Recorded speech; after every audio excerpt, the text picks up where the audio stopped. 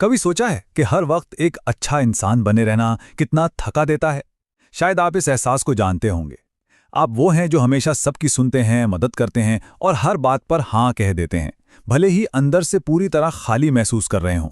हो सकता है ये लगता हो कि दूसरों के लिए हर वक्त मौजूद रहना एक बहुत बड़ी खूबी है। लेकिन क्या हो अगर यही अच्छा इंसान बने रहने का खेल असल में धीरे धीरे किसी को खत्म कर रहा हो? देखिए, सच तो ये है कि जितना ज्यादा हर किसी के लिए उपलब्ध रहने की कोशिश की जाती है, उतना ही ज्यादा इस्तेमाल होने का खतरा बढ़ जाता है। ऊर्जा खत्म होती है और जैसे ही कोई काम का नहीं रहता, उसे भुला दिया जाता है। तो चलिए आज एक ऐसे कड़वे सच के बारे में बात करते हैं जिससे ज्यादातर लोग अपनी पूरी जिंदगी भागते रहते हैं।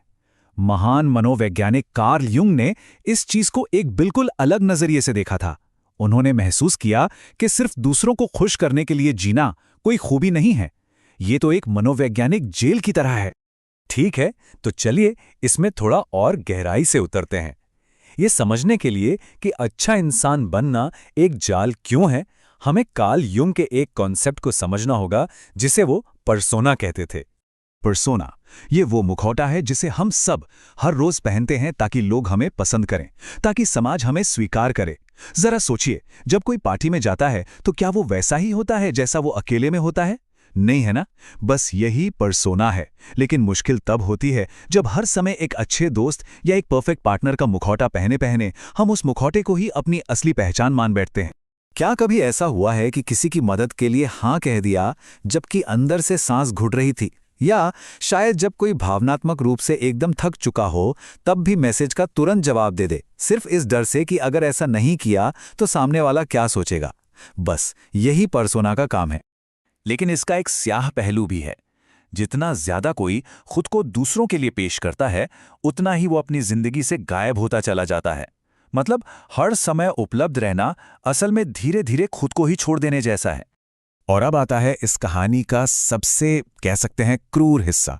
अक्सर ये लगता है कि अगर हम हमेशा दूसरों के लिए मौजूद रहेंगे तो वो भी हमारे लिए रहेंगे, लेकिन सच कहूं तो ऐसा बिल्कुल नहीं होता। जब कोई हमेशा उपलब्ध रहता है तो लोग उसे हल्के में लेने लगते हैं। वो उनके लिए एक इमोशनल इमरजेंसी बटन जैसा बन जाता है। जब उन्हें आराम चाहिए होता है तो वो इस्तेमाल करते हैं और फिर वापस शेल्फ पर रख देते हैं।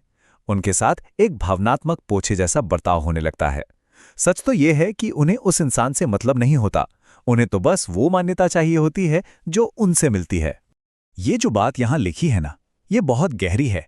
जब किसी का समय और ऊर्जा इतनी आसानी से मिलने लगते हैं तो उसके साथ एक इमोशनल पोछे जैसा बर्ताव होना लगभग तय हो जाता है। लोग उन पलों में असल में उस इंसान को नहीं चाहते, वो तो बस वो भावनात्मक आराम और मान्यता चाहते हैं जो वो दे रहा है। तो सवाल उठता है कि हम ऐसा करते क्यों रहते हैं? क्यों हम अपनी ऊर्जा दूसरों पे लुटाते रहते हैं? युंग ने इसे मानसिक ऊर्जा या साइकोलॉजिकल एनर्जी के विचार से समझाया। इसको ऐसे समझिए, जैसे हमारे मन के अंदर एक बैटरी है। हर काम के लिए इस बैटरी की ऊर्जा लगती है। तो हर बार जब कोई बिना सोचे समझे रिएक्ट करता है, किसी ऐसे को खुश करने की कोशिश करता है जिसे कद्र नहीं, या मजबूरी में हाँ कह देता है, तो वो अपनी इसी जरूरी आंतरिक शक्ति को बर्बाद कर रहा होता है। एक स्वस्थ मन वो है जो जानता है कि अपनी ऊर्जा को अपने अंदर कैसे सहेज कर रखना है। तो इस थका देने वाले चक्र से बाहर निकलने का एक ही तरीका है, इस भूमिका को निभाना बंद कर देना।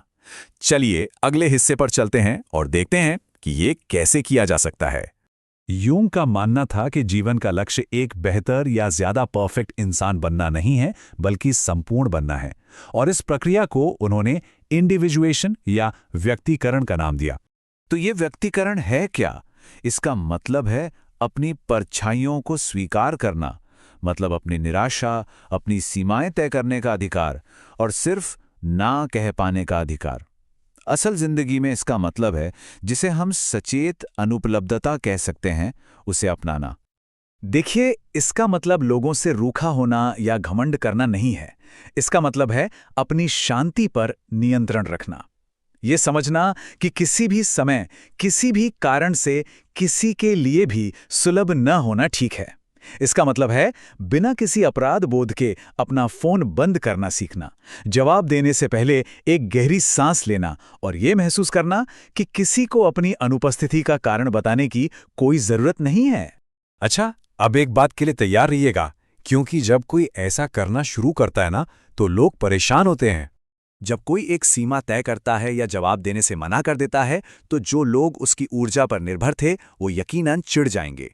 तो सबसे जरूरी बात यह समझना है कि ये इसलिए नहीं हो रहा क्योंकि कुछ गलत किया गया है, ये इसलिए हो रहा है क्योंकि अब आप उनके लिए पहले की तरह काम नहीं कर रहे। आपकी ये नई अनुपलब्धता उन्हें अपने अंदर के शोर और खालीपन का सामना करने पर मजबूर करती है और उन्हें ये पसंद नहीं आएगा, तो उन्हें असहज होने दें। और ये स्लाइड पुराने और नए लक्ष्य के बीच के फर्क को बहुत अच्छे से दिखाती है। कोई दूसरों की परेशानियों पर सिर्फ प्रतिक्रिया देने वाले से अपनी वास्तविकता का निर्माता बन जाता है। बाहरी स्वीकृति की तलाश करने के बजाय अंदर से आत्मसम्मान विकसित करता है। युंग समझते थे कि सच्चे विकास के लिए एक पवित्र अलगाव की जरूरत होती है, एक ऐसा समय जब आप दुनिया की मांगों को सुनना बंद कर देते हैं और अपनी पहचान को अपने केंद्र से, अपनी शर्तों पर फिर से बनाना शुरू करते हैं। और जब आखिरकार कोई भावनात्मक रूप से खाली कर देने वाले रिश्तों के लिए उपलब्ध होना बंद कर देता है, तो सब कुछ बदल जाता है। वो इंसान दुर्लभ, मूल्यवान और गहराई से सम्मानित हो जाता है। क्यों? क्योंकि अंत में वो खुद का सम्मान करने लगता है। तो आज का सवाल यही है, जिसका जवाब पूरी ईमानदारी से दिया जाना चाहिए। क्या दूसरों को खुश रखने के लिए खुद को नज़रअंदाज करना बंद करने की तैयारी है? अपनी असली पहचान के साथ जीने की कीमत चुकाने की तैयारी है?